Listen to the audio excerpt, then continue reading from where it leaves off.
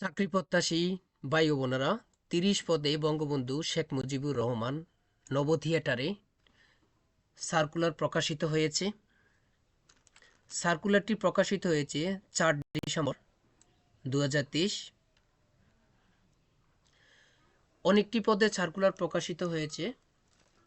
১ম পদ electrical engineer, বয়স সর্বোচ্চ ৩০ বছর, পদসংখ্যা ১টি।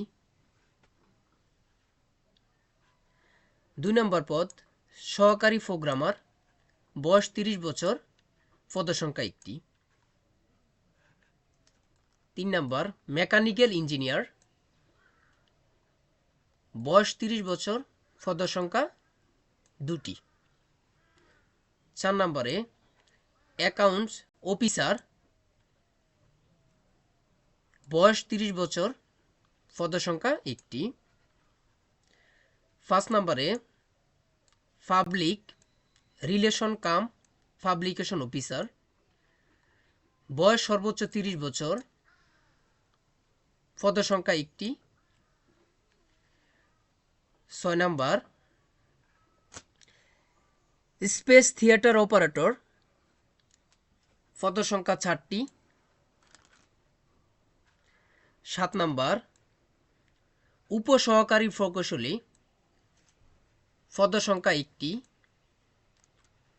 ৮ নম্বর উপসহকারী প্রকৌশলী, পদসংখ্যা ১টি। ৯ নম্বর ভিডিও ক্যামেরাম্যান, পদসংখ্যা ১টি।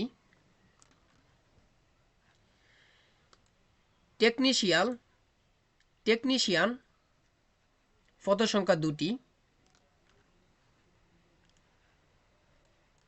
১১ নম্বর কম্পিউটার অপারেটর, পদসংখ্যা ৩টি। ১২ নম্বর সেলার, পদসংখ্যা ৩টি।